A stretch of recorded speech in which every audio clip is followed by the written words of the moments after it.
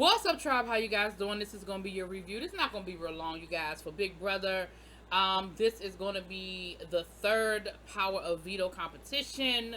So Tyler puts his noms up. Of course, it's Janelle and it's Kesar. And basically, barring a miracle, one of them are going home. Even if one of them wins the Power of Veto, we know that the house wants either one of them gone. So whoever's left, excuse me, as long as everybody keeps their head down, whoever's left, boom, they're going. So let's see how this plays out. A couple of things are going on. Davon is still doing too much as far as the rest of the her alliance, and let me say alliance in quotation marks is concerned.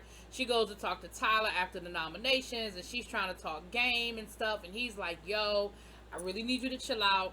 You're really doing too much. You're kind of on my radar. Just bring it down 1,000. I don't think Davon is probably talking game any more than the rest of the people are talking game, because I'm gonna tell you who I got my eye on.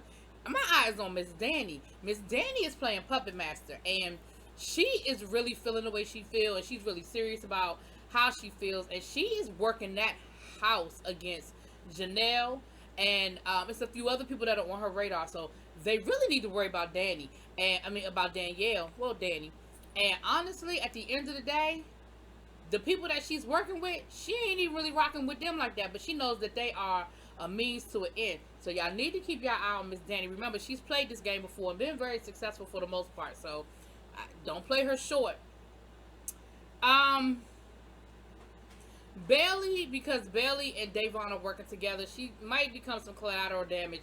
Right now, she's cool because their focus really isn't even on her, but if Davon's game implodes, Bailey might be in trouble. Bailey, you might need to start socializing and networking and doing some other things without Davon in the room. Now, unfortunately, the person you started socializing and sort of networking with is Janelle, who's on the radar, who's on the block. Now, Janelle, had you come in the house, and you know better than this, Janelle, but had you come in the house and started working with Bailey and some other people and moved outside of your Kesar comfort zone, you might not be in such a bad position, but it is what it is.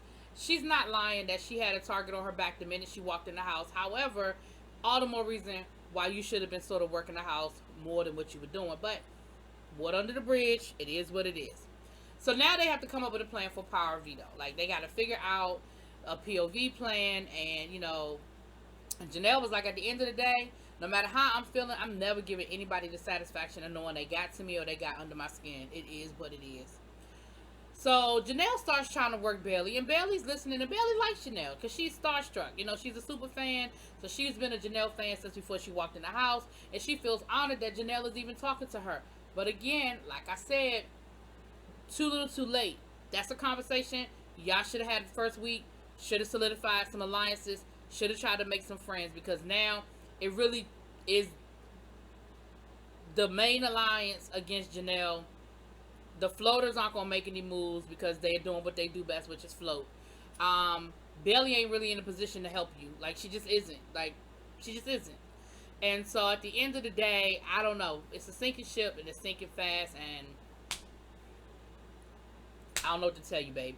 So we do we picked the veto. So Danny, I wrote Danny is scheming. I already talked about that. So the veto, we have Cody, we have Bailey, and we have Memphis. In addition to the noms and Tyler are playing. Now everybody claims that they're playing to win. Everybody claims they want the power. Now Bailey's thing is, as soon of course Janelle asked Bailey, if you win, can you take me off the block? And of course Bailey listened. She didn't make no promises, but she listened. Danny come rolling up on Bailey, talking about something. So if you win, what you gonna do? Bailey was like, I'm gonna need you to back up off me, but I'm gonna keep the noms the same. Now, of course, Bailey is gonna say what Danny wants to hear, but Bailey was like, at the end of the day, if I win the Power Veto, I'm gonna do what's in the best interest of me.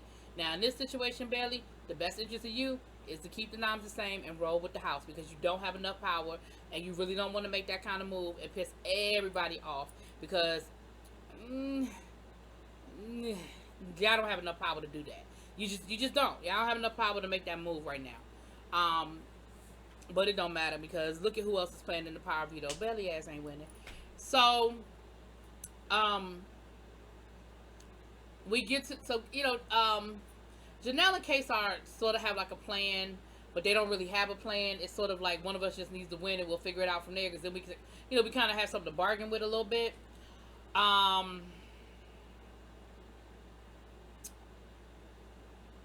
so the power veto was this whole cupcake thing where they had to stack it. It had to be in a certain order.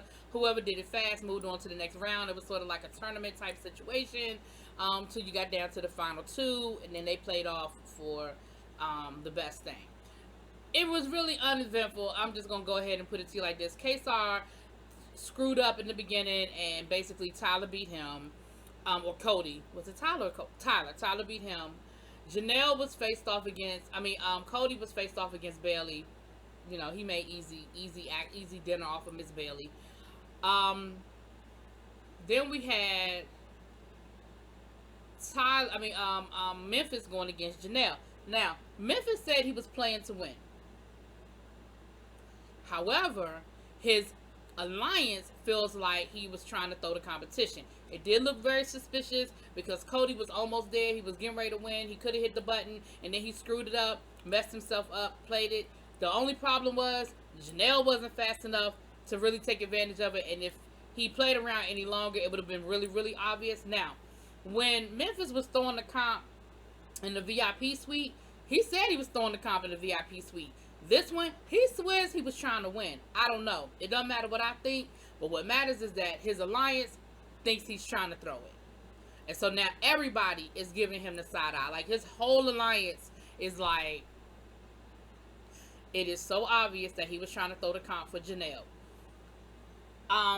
His alliance ain't gonna make no swing at him this week. But he definitely is in trouble. He's definitely on the radar. Especially since Janelle is probably going home this week. Memphis, you might be in trouble, bruh. So, depending on who wins HOH this week. So, we get to... So, Cody wins. Shit. Cody wins the power veto. And it gets down to whether he's going to choose it or not. Now, I will say this. Janelle, she tried. She went to him. She offered him all kinds of stuff. She'll go after the floaters. She'll vote his way. She'll do this. She'll do that. But at the end of the day, Cody been wanting you on the block since the... Like, he damn near put you on the block himself. If you and Kesar hadn't won the VIP suite the first week, your ass would have been on the block the first week, Janelle. And you might actually had a chance the first week because everybody kind of... You could probably, done some more politicking. So... He really wanted you on the block from the beginning, so you really didn't have a good shot of him using it. Like, you really didn't have anything to offer him. He's in power. His alliance is in power. His alliance is strong. You don't have anything to give him right now. He doesn't need you for anything. So, he's winning comps. He doesn't need you. So, he kept everything the same. So, it's Janelle and Kesar going home. The only other thing that happened was Christmas's